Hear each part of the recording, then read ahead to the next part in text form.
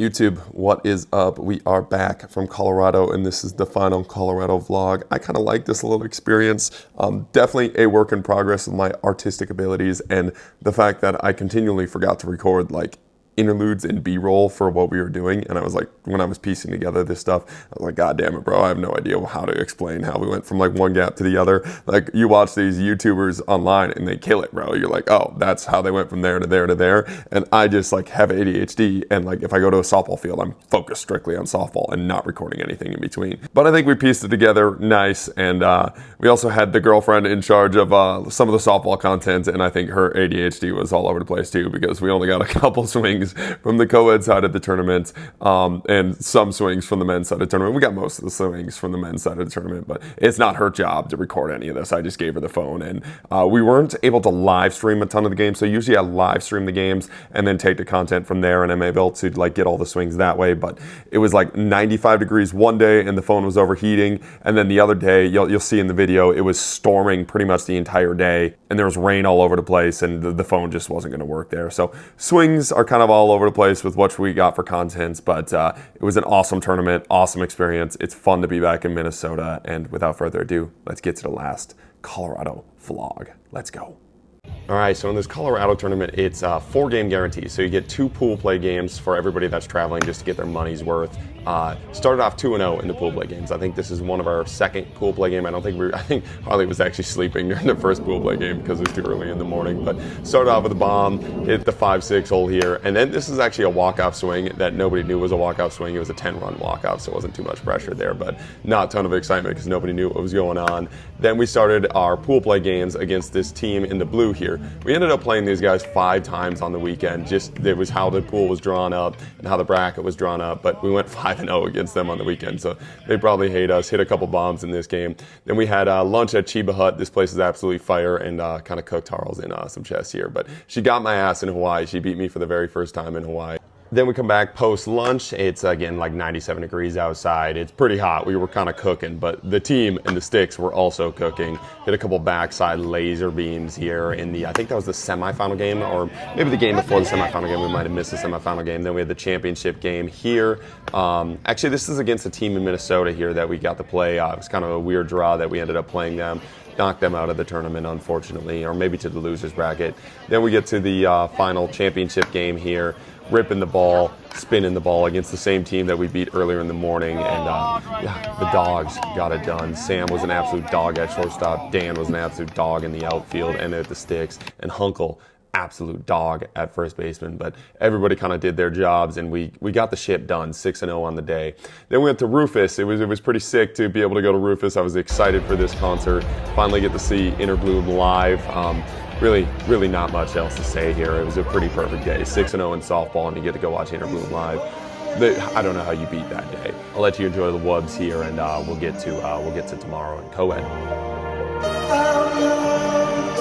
All right, just like we mentioned in the start of this video, there was a massive rain delay during this tournament. So we played 4 of our games. I think we had 2 pool play games, or maybe it was 5 games, and then we played 6 total. We had 2 pool play games, 3 bracket play games, and then all we were waiting for was the championship game. And there was rain, and it was just like rainy and poopy out for just a little bit. But Colorado has a weird rule where if there's lightning within a 10-mile radius of the field, you have an automatic 30-minute delay. So at one point, it was completely sunshine and rainbows out, and like there was literally not a cloud in the sky, and we were continually getting like 30-minute delayed, and just had to sit at the field and wait. But we made the most of our time. We went to the gas station, we hung out in the car, we watched some Parks and Rec, and then we got after the championship game. Harley even got some swings in. We made the best of our time. We got our work in. Hey. We just had like a 1,000,000-hour rain delay. I'm dressed as Austin because I got cold, so had to borrow his clothes. They're finally in their championship game. They're gonna win because Austin's awesome. And we're hoping we can run to Bryan after this. Then after that massive rain delay, we played like a 20-minute championship game because the sticks were absolutely on fire. I think we won like 20-0 or something like that. We just had a sickening squad, and the girls were dogs, the guys were dogs, everybody was barking. Then we got to go to Red Rocks. Harley's parents won tickets for the Red Rocks, like it was like a lottery system. They won tickets for it, they got to go, and we were just gonna go hang out outside of the Red Rocks and listen to it and like hear everything that we could, and just went with them because we had nothing better to do on the Sunday night. And when we got there was a huge line in the box office to be able to go, and they had like leftover handicap tickets. So we didn't know that going in, but we saw this line. We kind of sat in this line, and right away this pair of, like, they were like maybe like 10-year-old redhead twin like little girls. They were the first people to get these extra leftover tickets, and I've never seen two people more excited to be able to like win and go to this concert, and it was just so cool to see that happen. And then like 10 more people in front of us got these tickets, and Harley and I were all getting all hyped up and like antsy. It was like an hour into the concert, so we had missed the openers at this point, but we were all excited. We're like, okay, we're gonna get these tickets. And then the box office people come out of the thing and say, we're all out of these extra tickets. Like, I'm sorry, it's over. And Harley and I decided that we were going to buy tickets. So Harley spent an inordinate amount of money on the tickets and got us into Red Rocks because we were feeding to go at that point. And it was such a amazing and beautiful experience to be able to see Zach Bryan anywhere, and to be able to see him at Red Rocks it was just so cool. Then we hopped on a flight back home, and this is where I'm talking about my B-roll is absolutely terrible because I got nothing from that content. And we spent most of our time back home together. Harley flew back with me at IKEA using my unlimited money card to furnish our apartment, and furnish it we did, and it was actually really, really cool. And the space, having a space set up the way that it is now is super awesome. Just having a creative space with really good energy and girlified a little bit, whereas it was kind of bare bones before Harley got here. So pretty pumped about that. And then we got to our lift.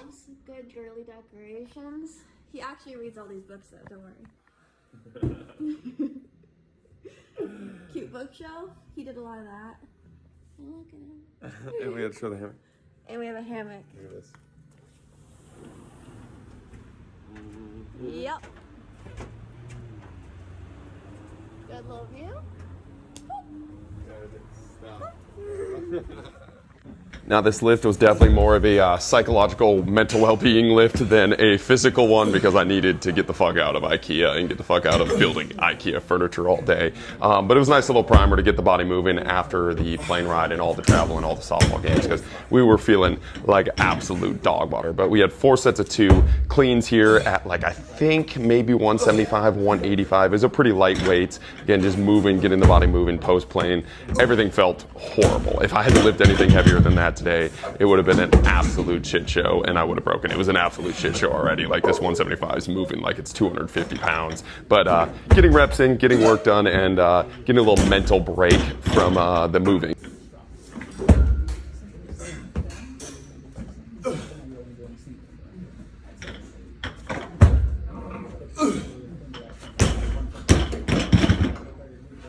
The same thing for these power cleans, 4 sets of 2 power cleans, just ripping. These felt a little better, but again, the 225, maybe it's a little bit heavier than 225. Can't really remember what I had on the bar. I thought it was 225, but it was moving like 315 pounds as well. But it was a little bit better than the snatches. I feel like when I travel, the hips and the shoulders get super tight, which is not ideal for the snatch, whereas the clean, I can kind of just muscle up and get going through here. But bar started to move just a little bit better, and it was a good setup for the day after's lift, where I was feeling much better, and that video will be posted tomorrow. But enjoy these semi-optimal cleans.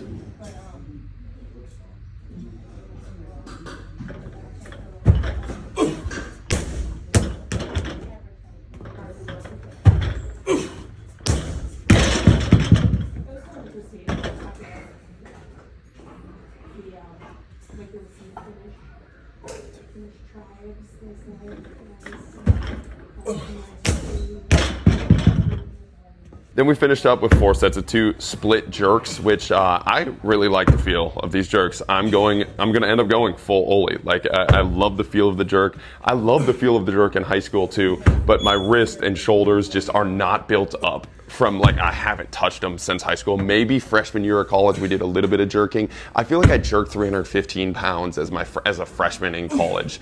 I kind of remember doing that. I sent it to my roommate at one time because he thought it was an overhead. I said I hit 3 plates and he thought I was talking about an overhead squat. I'm like, Jesus Christ, dude, who do you think I am? But the jerks are feeling amazing. And then we finished up with these overhead isos. We had 3 sets of a minute 30 overhead isos here, building up those wrists and hands and elbows, and these felt like a nice little flush, and I enjoyed these. And finally, we finished off with some dinner with the Italians, and they got to experience some real American pizza. They actually said that the punch pizza was actually pretty good compared to Italian pizza. So not compared to Italian pizza, but American pizza compared to Italian pizza wasn't as bad as I thought. They said that noodles, though, they will never have noodles here because they will never compare. So that's pretty cool. I appreciate you guys watching. We are back to our normal content tomorrow, and the vlog series for Colorado is over. Appreciate you guys watching. Let me know if you like what we did here, and we'll probably do more of it. Let's go.